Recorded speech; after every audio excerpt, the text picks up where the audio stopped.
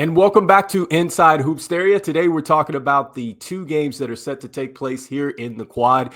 And let's go ahead. Let's jump into the first game of the day where we have SMU versus Xavier. And let's start with Xavier. Let's start with the things that we should watch for in their game here. And so I think that the first thing that you want to look for in this game with Xavier is his defense. I think that this is a team that plays some terrific defense.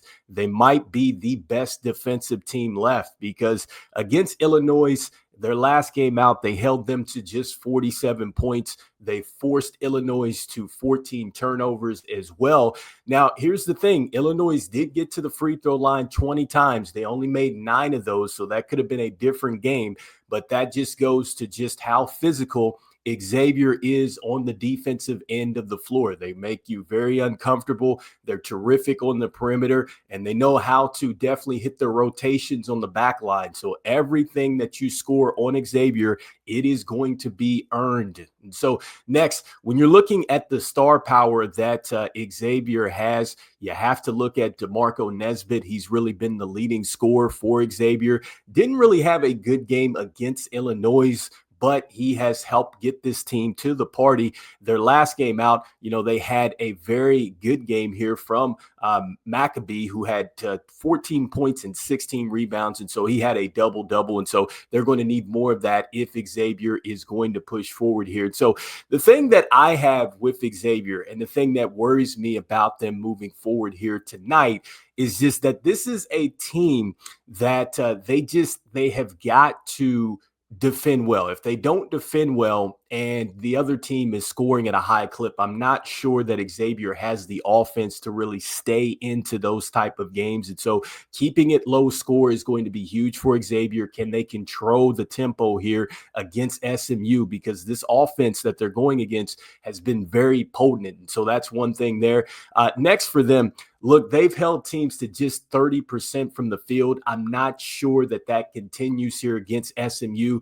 SMU has a very good offense, which we're going to talk about that in a moment. So I think that is key here is that for them, they're going to have to try to keep the percentages down. They're really going to try to keep this thing a game in which you have to play into the mud. And I'm not sure that they're going to be able to slow down SMU like that. And so next, looking at SMU and the things that we should look for in this game from them is that first, I think when you look at the fact that for them, they're coming off a bad half because they got outscored 44-29.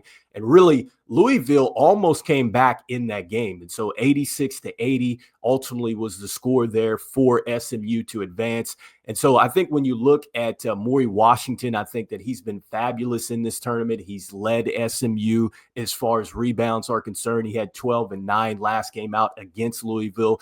And then when you look at Duval had 29 points in this game against Louisville. And so he was terrific, been terrific really for them throughout the tournament. Cam Jones has been terrific for this team as well. And so you're looking for more of those contributions to continue, to move past Xavier here. And so with SMU, I think that the key for them is that, look, they shot 50% across the board. So they shot 50% from the field. They shot 50% from three as well. And they had 9 turnovers. And so that is something where we just talked about it with Xavier.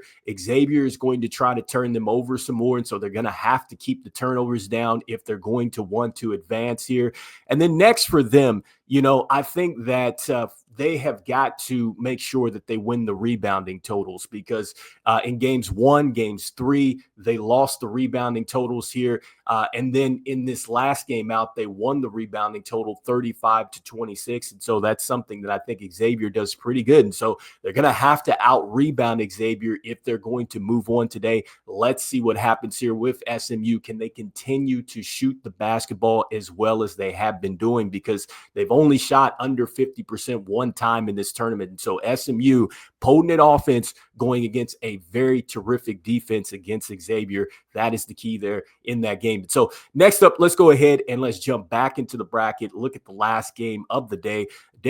Or the game in which I will actually be on and very excited to call this game here. And that's going to be UCLA versus Alabama. And so this game is definitely going to be just primetime action between these two games. And I figure, let's go ahead and let's start with UCLA, because UCLA has been the team that I think a lot of people have talked about just around this tournament because of just how good they have been. And so, I think it starts with what they have in the backcourt, obviously with LaGerald Carroll, and then also to Jalen Snow. These guys have been fabulous in the backcourt, really filling it up. I think that both of these guys have excellent range with their three-point shots, and they also too can hit various shots just across the board, in the field. So, I mean, they can hit a lot of different shots. Doesn't matter. They can get to the rim. They can get to the mid-range, anything. And so this last game out, 30 from Carroll, 21 from Snow.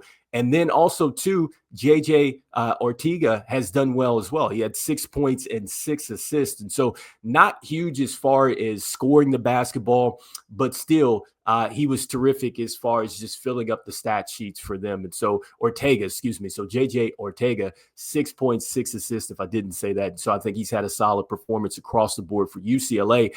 Next for them, I like the fact that they got to the free throw line 20 times in their last game out. And so 20 times, they only made 14 of those. I think that is a good recipe to move on when you're getting to the free throw line and you're making teams pay. So we would like to see them convert some more of those. I think that for them, I was impressed defensively with what they did against San Diego State University this last game out. They held them to 27% from three. Now, here's the thing, with San Diego State, they did shoot 45% from the field. And so with that, I've said this before with UCLA, if you can score with them, that's one thing, right? But then it's like UCLA has to get timely stops. And so if you can keep up with them when they go on these spurts, it could tighten things up for UCLA. And I just think at some point UCLA would have to rely on their defense, which is really where I get scary with them. And then also, too, they can be turnover prone because they had 7 turnovers in this last game. You cannot lose the turnover battle. And so that's something that UCLA really has struggled with, and it could come back to hurt them against Alabama. They're going to have to not turn the ball over. We're going to talk about that in a moment. So next, let's go ahead and jump over here to Alabama, looking at the things that we should watch for from them. And so with Alabama, here's the thing with them. They've shot just 21% from three the last game out. And so I think that that is going to be critical with a potent UCLA team that has scored, in the 80s here. So you're going to have to be able to knock down that 3-point shot. DJ Childs, I think, has been terrific for this team. I've talked about how he's really turned the page from that injury, 16 points and 5 assists. I love what he did. You had Levin Cutler, who had 10 points as well. You had Ladarius Parkin, who had 10 points too. And so he's getting various contributions from lots of other people as far as Quincy Henderson, Rodrigo Falls. Those guys have been terrific really throughout the tournament as well. And so I think, just the key here for Alabama is they're going to have to continue to not turn the basketball over, because once again, they were fabulous in that department in their last game out. They did not turn the basketball over, only 4 times. I talked about this before. They've only turned it over. They haven't turned the ball over more than 5 times in a game. And I just talked about how UCLA is turnover prone. And so, look, Alabama can really capitalize on UCLA's turnovers. And so that's point number 1. But then also, too, you worry with Alabama, do they have enough as far as offensively to keep up with UCLA? Because that's the thing about it. So think about the old Mike D'Antoni teams with the Phoenix Suns and things like that. You want to be able to score with them enough, and then you want to just make the games tight to where they're going to have to get a defensive stop, and then you can thus win the game. And so I think that would be key for Alabama today, is they're going to have to be able to keep up, and then there's going to be a moment or two in time where you can maybe make a little mini run and get some stops there that UCLA cannot. And that would be the way that they could advance here. And so you guys let me know in the comments what you guys are thinking here about these 2 games set to take place tonight. Make sure that you stay locked in as we have back-to-back action across the network. And then, as we always say here, look, see the game and be the game. We'll see you on the next one. All right, peace.